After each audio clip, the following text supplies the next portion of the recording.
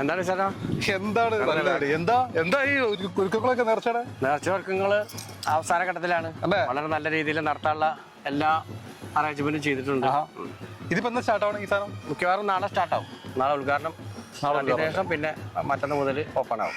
അതാണ് അവര് ടൈം തന്നിരിക്കുന്നത്.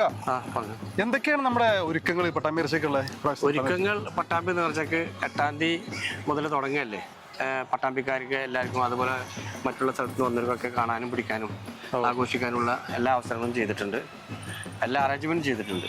ഇനിയിപ്പോൾ 8-ാം തീയതി മുതൽ ഉപാസ കമ്മിറ്റികളുടെ ഗാനമേള, അതേപോലെ ദഫ്മുട്ട് പരിപാടികൾ എല്ലാ ഒരുവിധം ഉപാസ കമ്മിറ്റികളുടെ ഏരിയയിലും ഉണ്ടാവും. അത് മുതൽ തുടക്കം. അത് കഴിഞ്ഞ് കാലത്ത് കൊടികയറ്റും. ഇപ്പോൾ ഒരു 10-12 ടീം വന്നിട്ട് കൊടികയറ്റും കുടിയാർത്തിൻ്റെ മുന്നിൽ ഒരു 11 മണിക്ക്.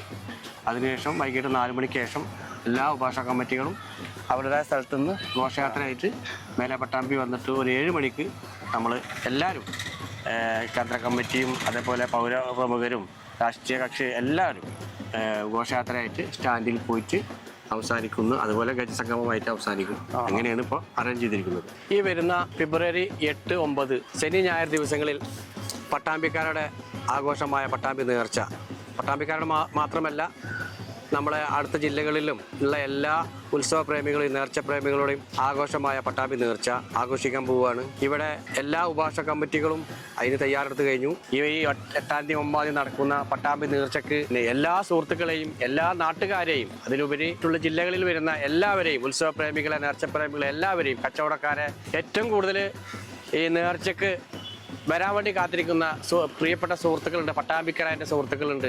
അവരെ എല്ലാവരെയും പട്ടാമ്പി നേർച്ചയ്ക്ക് ആഘോഷിക്കാൻ വേണ്ടി സ്വാഗതം ചെയ്യാണ്.